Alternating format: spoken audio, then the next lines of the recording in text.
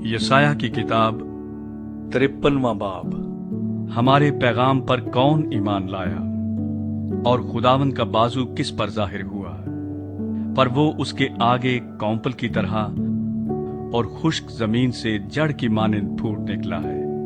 ना उसकी कोई शक्ल सूरत है ना खूबसूरती, और जब हम उस पर निगाह करें तो कुछ हुस्नो जमाल नहीं कि हम उसके मुश्ताक हों।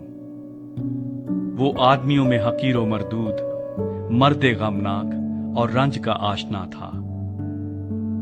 लोग उससे गोया रूपोश थे, उसकी तहकीर की गई और हमने उसकी कुछ कदर न जानी। तो भी उसने हमारी मुशक्कतें उठा ली और हमारे गमों को बर्दाश्त किया। पर हमने उसे खुदा का मारा कूटा और सताया हुआ समझा। हालांकि वो हमारी खताओं के सबब से घायल किया गया और हमारी बदकिरदारी के बायस कुचला गया। हमारी ही सलामती के लिए उस पर सियासत हुई, ताकि उसके मार खाने से हम शिफा पाएं। हम सब भेड़ों की मानंद भटक गए, हम में से हर एक अपनी राह को फिरा, पर खुदावंद ने हम सब की बदकिरदारी उस पर ला दी। वो सताया गया तो भी उसने बर्दाश्त की और मुंह न खोला। जिस तरह बर्रा जिसे ज़िबह करने को ले जाते हैं और जिस तरह भेड़ अपने बाल कतरने वालों के सामने बेजुबान है, उसी तरह वो खामोश रहा। वो जुल्म करके और फतवा लगाकर उसे ले गए, पर उसके जमाने के लोगों में से किसने ख्याल किया कि वो जिंदों की जमीन से काट डाला गया। मेरे लोगों की खताओं के सबब से उस पर मार पड़ी। उसकी कब्र भी शरीरों के दरमियान ठहराई गई और वो अपनी मौत में दौलतमंदों के साथ हुआ।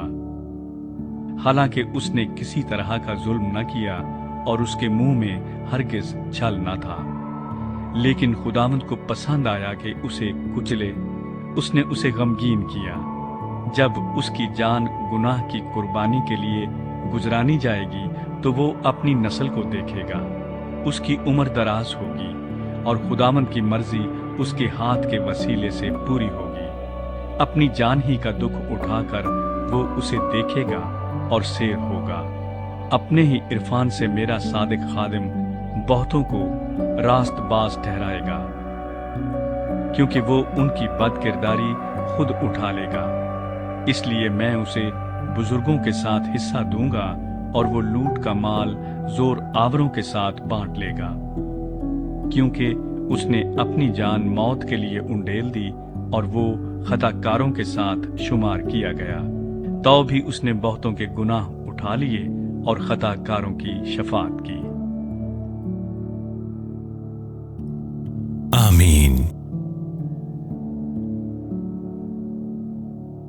हमारे चैनल बाइबल प्रेयर्स उर्दू को सब्सक्राइब कीजिए और इस वीडियो को अपने दोस्तों के साथ, अपने रिश्तेदारों के साथ शेयर कीजिए।